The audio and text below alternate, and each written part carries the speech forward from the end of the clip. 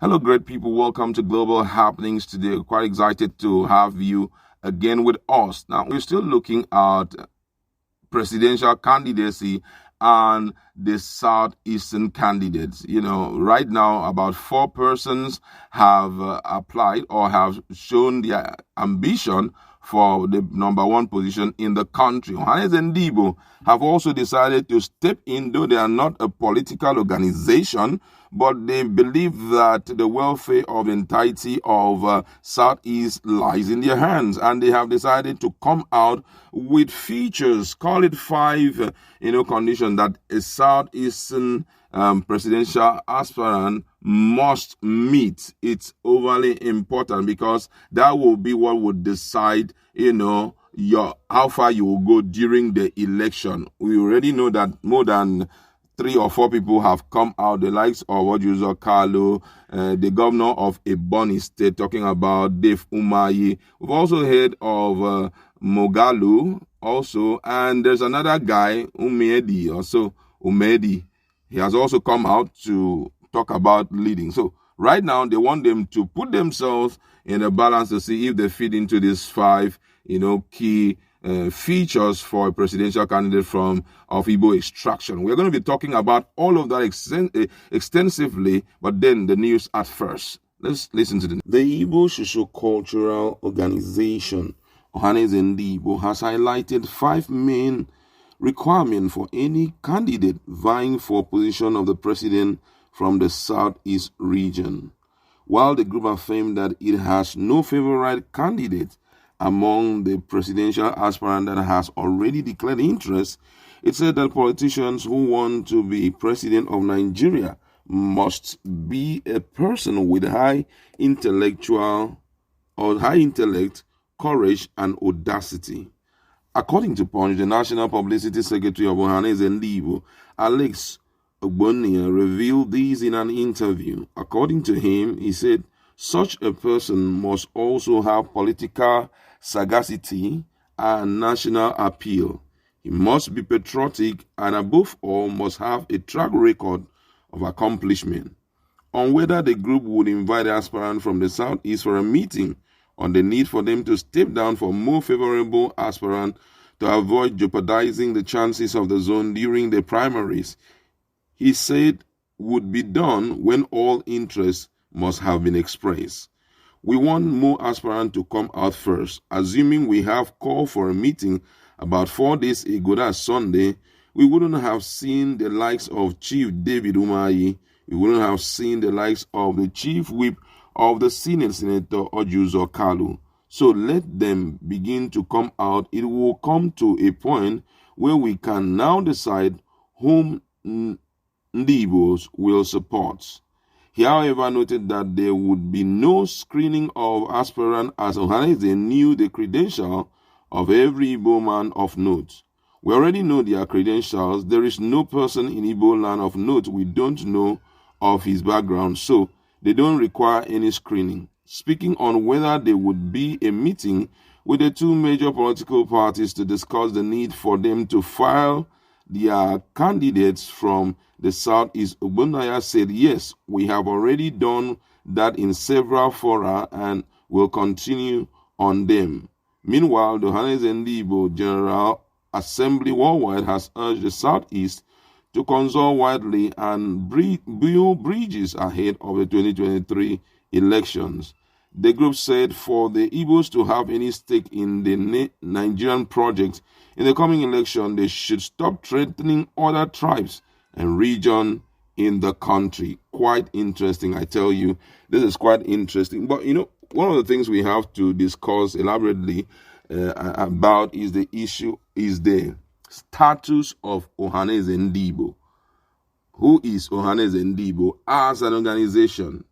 Now, Ohanaeze and Igbo, oftentimes people call it a social cultural group, and some call it social political group. But from what they are saying right now, is as if they are social political group, because I know so well that Ohanaeze and Igbo do not have that responsibility, or they do not have the right, to tell this one to step down, for this one to go, oh, we are going to support this one and all of that.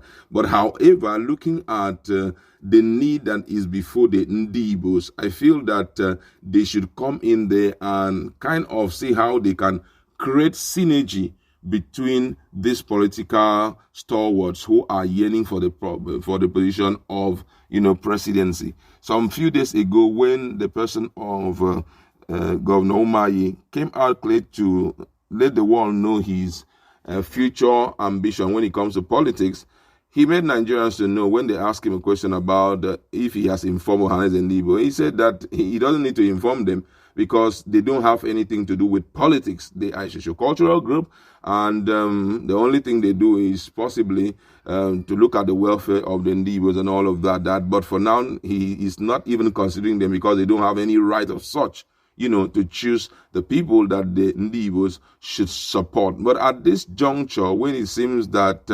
everyone is going to fire out sooner than expected, I think they need to come in here. But I know so well that we are going to see more drama when it comes to the issue of you step down, let this one go up. You step down, let this one be the flag, the flag bearer for the Ndibo. It's going to tumble into something unbelievable because number one, when we're talking about Ohanaeze and Igbo, they don't have that level of power to tell anybody to step down except they are of one mind. I don't think they have it because it's the political power that would decide, and the political power will not run their show in respect to the prescription of Ohanaeze and Igbo in terms of presidential candidacy. They would not want to play out a script that will fulfill Ohanaeze and Igbo's this thing. What Ohanaeze and Igbo are doing currently to APC, PDP, and other political parties who will be featuring the presidency is only to suggest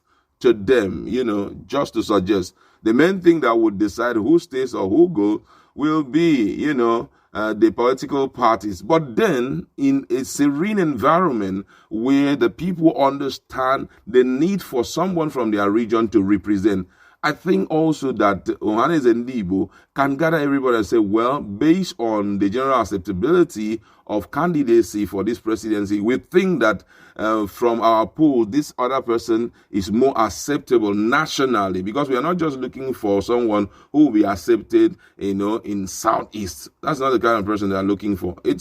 We are talking about the presidency of Nigeria. We are not talking about the presidency of Southeast or maybe the president of Biafra. We are talking about presidency, of Nigeria. 36 states are involved. All of them will have a privilege to go to the polls to vote for someone of their choice. So number one, most importantly, the person must have national acceptability.